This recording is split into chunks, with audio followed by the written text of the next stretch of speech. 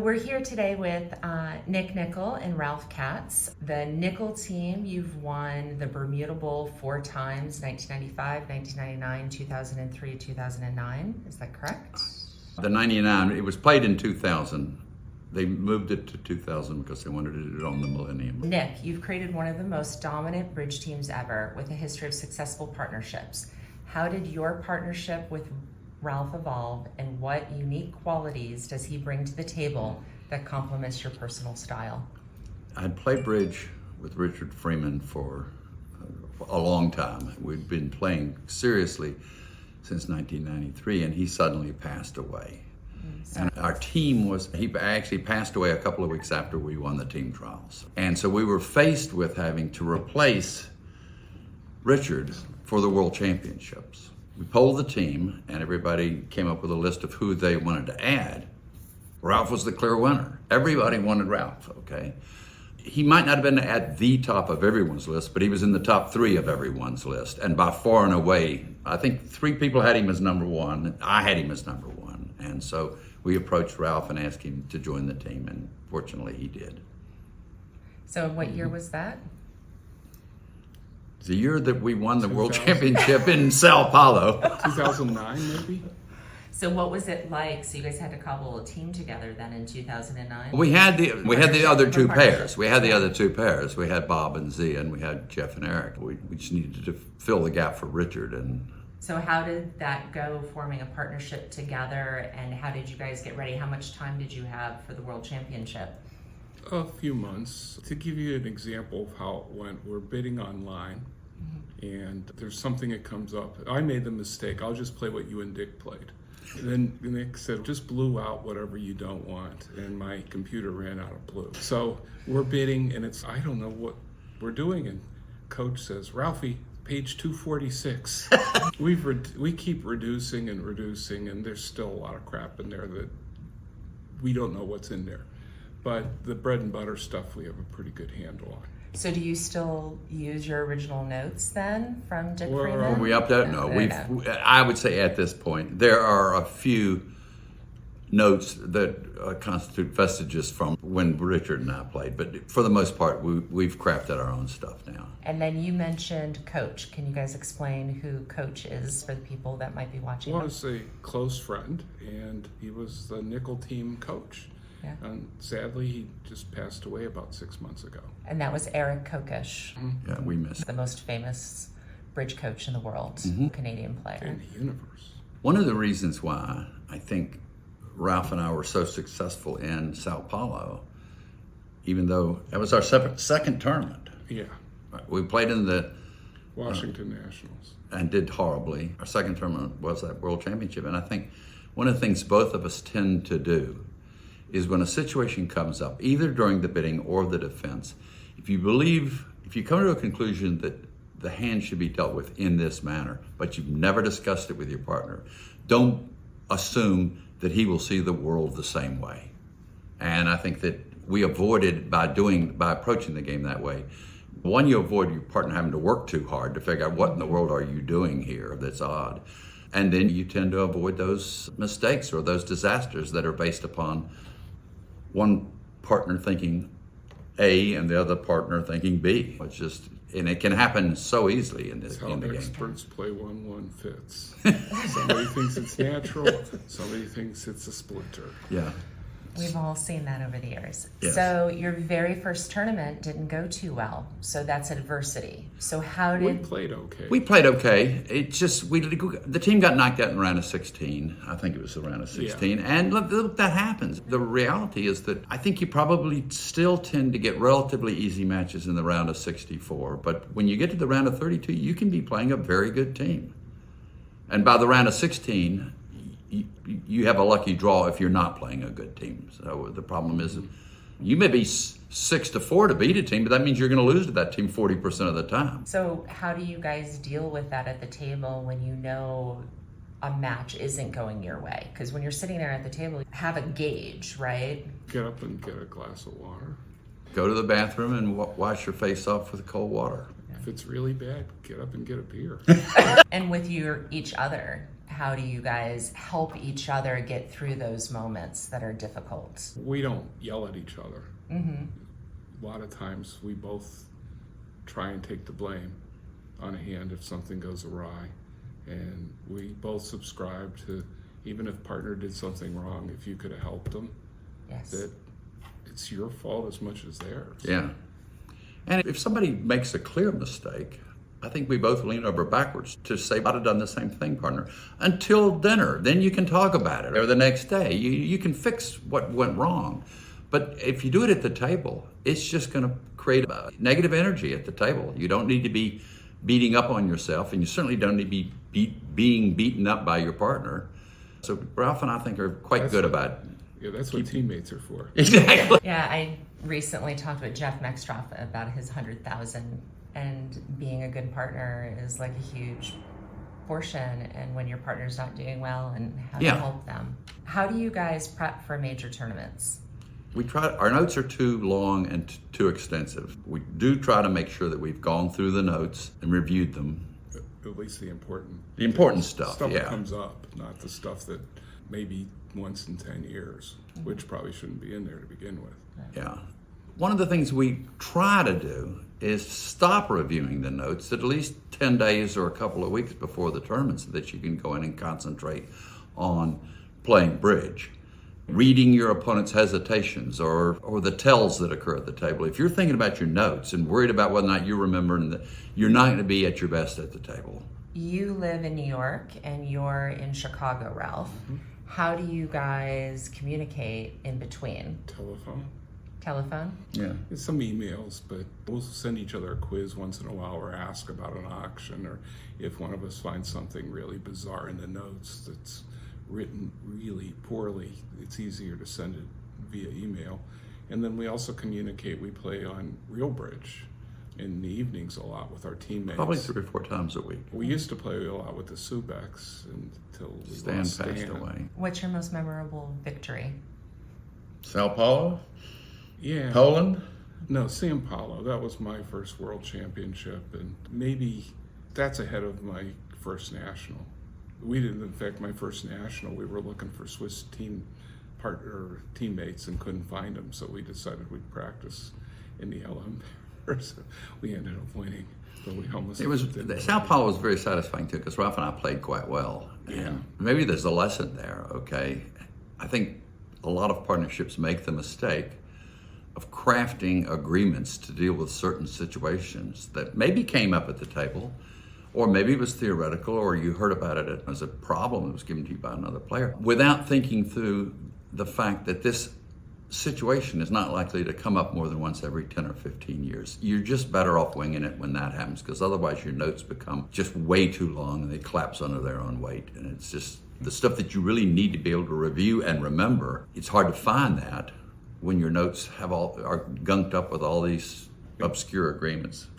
I think competitive bidding and a few constructive auctions, and then it should be common sense and logic dictates the rest. There's a few areas where Nick and I have a difference in philosophy or think differently, but I would say 9 out of 10 things we were on the same page.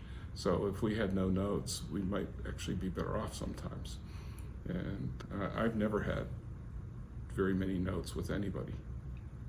I think like 18 pages is about the most I've ever had. And now we're down to what, 100? Yeah, we're down to 100. From 236.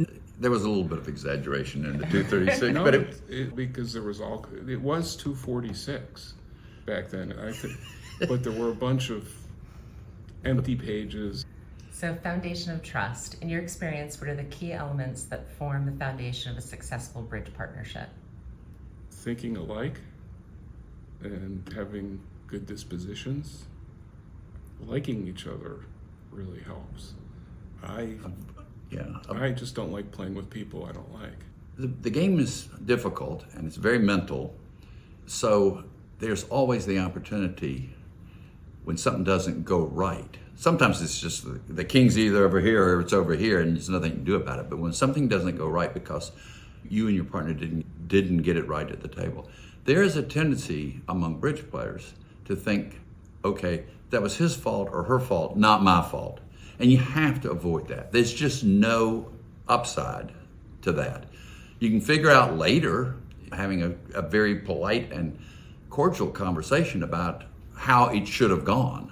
And that may reflect better or worse on one of the people, but you can't deal with that at the table. We get much more upset with ourselves than we do with each other. If I'm unhappy, it's even if Nick looked like he made a mistake, it's I could have saved the day. I didn't do it, and I'm really ticked at myself, and I usually let it go before the next board, but not always. But I don't too often blow a second board because I'm upset with the first one. That's important. When you have a bad board, you're going to have bad boards at bridge, okay? It's a lot like golf. First of all, it's a game where you lose much more often than you win. And there's a lot of luck involved in it. You know, when you take a 65% line of play and the opponent at the other table took a 35% line of play, he's right a third of the time. He's going to win. He's going to win imps 1 out of 3 hands, and you just have to accept that's going to occur and not let it bother you. Along the lines of the golf analogy, golfers that make a double bogey and are able to put it out of their head and go play the next hole win many more tournaments than the guys that fuss and dwell upon what did they do on that hole, how did they mess it up. If you keep thinking about that, you're not going to maximize your performance. About maybe 40 plus years ago, Hammond said to me, don't let the first bad board turn into 2 or 3 bad boards. When you guys do have a disagreement, how do you guys end up resolving that? Later. Not at the table. You deal with it. That board's not coming up again. Okay, that problem will not come up again the next hand. And you need to deal with it when you're away from the table and away from the emotion and the adrenaline and all the things that are going on when you're playing. Deal with it in a calm, measured conversation. And we don't really disagree too much on things after the fact. No. Was that helpful to have a coach when you did have a disagreement? It was very helpful to have a coach, but it wasn't always helpful with a disagreement. Again, we didn't disagree very much. So it's not a moot question, but that didn't come up much. So this might be why you guys are one of the more successful partnerships in bridge. I think it helps. I think a lot of this stuff helps. It does. So I'd like to ask you guys about, for beginners, so people that are just starting our game, what advice would you guys give somebody that's just starting out in bridge? Just rank beginners you're talking about. Yep. Focus on the play of the hand first. Don't worry about the bidding when you first start playing, because the bidding is very abstract, and trying to understand what the bids mean and just dealing with the fact that the bidding determines who will be the declarer and in what strain and at what level, all of that is much clearer once you learn how to play and defend the contracts. So I'd concentrate on just learning to defend, learning how to play the cards, and then the bidding will fall into place and be less abstract and less mysterious. I agree with all that, but I think that the enjoyment comes from the learning. And when you make mistakes, don't get upset. Look at that as an opportunity to learn more. And the more you learn, the more the game opens up. And when you're a beginner, you don't understand how much there's out there. And when you're an intermediate player, you don't understand how much is out there. And it's just continually enjoy learning the game. And don't get frustrated with mistakes. Ralph mentioned Bob Hammond a little while ago. Bob Hammond once told me that he's never played a session of bridge that he didn't learn something. And this is a man that was probably the best player in bridge for 6 decades, okay? He continues to learn all the time. Even at around 88, he's still trying to learn. And then developing a winning mindset. So it's crucial to competitive bridge. What mental strategies or attitudes have you found most beneficial in your own careers? Some advice to a newer player. I think we've hit upon the point I'm going to make right now. Ralph did a little bit ago, but you want to be competitive, you want to try to win, you want to try to be successful. But when you aren't, don't let that get in the way of the enjoyment of the game. That will help you have a much more effective approach to the game in terms of maximizing what you're capable of doing. There was an Indiana Jones quote in the third movie. I don't remember it exactly, but it was like, "Kid, you lost today. Get over it. You don't have to like it." You don't have to like it, that's right. That's a good one. What is your perspective on your full career from and where Bridge has been and where it's heading? What have been some of the best moments, do you think, for Bridge? And where do you see us probably going with the game? I worry about the game. I worry about the fact that not enough young people are coming into the game. And if that trend continues, at some point, the game will become something fairly obscure. When my parents were growing up, playing contract bridge was one of the accepted social skills, like ballroom dancing. And when you didn't have 25 cents to go to take the family to the movies, you stayed at home and played bridge against the neighbors. And a lot of people played bridge, not so many play today. And we need to get people back to the table. And I applaud you for what you're doing in that effort. Thank you. Yeah, it's besides the promotional part, it's expensive. When I first started playing, it was like $18 a night for a hotel room, and the entry fee was about $6 a day for a regional. And nowadays it's much more expensive, and if you have kids, it's expensive to get babysitters. And so we got to work around that. The promotional aspect is the big thing that I see changing with Bronya and you being involved and others like that. Mitch with his charity where he's having college kids, paying them to teach other college kids who are getting paid to learn how to play bridge. And the only thing that could make that better is maybe some of the wealthier people that are donors to these colleges going and saying, "I want this as an accredited course," even if it's a gym course.